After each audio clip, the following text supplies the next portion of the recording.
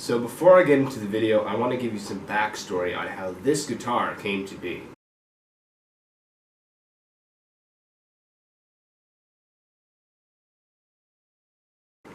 So I got a really bad cold right now. I'm actually home from school.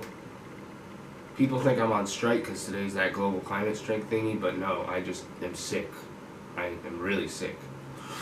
So excuse me if I sound disgusting. Let's get on with it though. So a few years ago, I came across the story of how Brian May built his own guitar, the iconic Red Special. And I thought, well, if he could do it, I can do it too. So I decided I'm going to build a guitar. Fast forward a few months, I had not even started. So eventually, I did find wood. It was leftover scrap wood from when my dad was renovating our bathroom. And it was just plywood, but it was good quality plywood. It was the type of wood that it's technically real wood, but really thin pieces of it, so it's like each piece of plywood is about half an inch thick and 3 ply. So in the end what I had 3 plies of that plywood, so a total of 9 ply, I believe, this is my guess, and the body of the guitar is about 1 inch and 3/4 thick, which is like an average guitar. So fast forward another 5 months or so, and this guitar is just a slab of wood sitting there, uncut, unfinished, it's just the wood that I glued together. Nothing special. I hadn't even drawn the shape of the guitar onto the wood yet. So I thought, okay, I need to do this now. So I went into my garage, pulled out my handy handheld jigsaw, and I just cut the shape of it out. I was sort of going for like a Telecaster sort of shape. It doesn't look like a Telecaster. You'll see in a minute what I mean. But it didn't suck. So the body on this guitar is maple, I believe. And as you can see, it is quite a solid piece of wood. This thing looks small, but it is heavy. This guitar, I'd estimate, weighs about 10 to 15 pounds, if not more. It has a single cutaway here, sort of a who knows what this is here.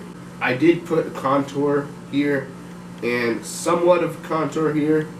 Not really a belly cut as people would call it. This one's just a sort of small slice, but this one is definitely useful, because without that this thing would be uncomfortable as hell. Because one thing about this is the body is actually really thick. This here is roughly 2 inches as I measured it, which is a lot thicker than a regular solid body electric guitar. Now, once I finished cutting out the body, routing it, and sort of just looking at it and figuring out what I was going to do with it, I decided to buy the parts on Amazon. So when it came down to the pickguard and electronics, I decided I would just go with a basic pre-wired Strat pickup. And for only 25 bucks, I have to admit this is a lot better than I expected. Now, maybe someone who's been playing guitar for hundreds of years and has picked up thousands of guitars in their lifetime could point things out about this neck that are inferior. But in my opinion, there's nothing bad to say about it. And you know what it cost me? 30 bucks. So when you add up the total price of all this stuff, 30 bucks plus 12 bucks plus 25 bucks plus 5 bucks plus 5 bucks plus the amount of money I spent on paint and the strap, the total price only comes out to $95. Now the strings I'm currently using on this are Ernie Ball Super Slinky, which costs about $5. So that brings the total price of this guitar to only $100.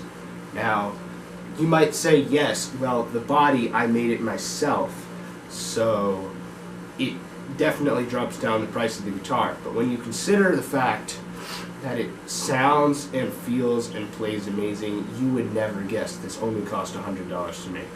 Now, the amp I'm going to be using for this demo is a cheap amp I got for 30 bucks on Black Friday.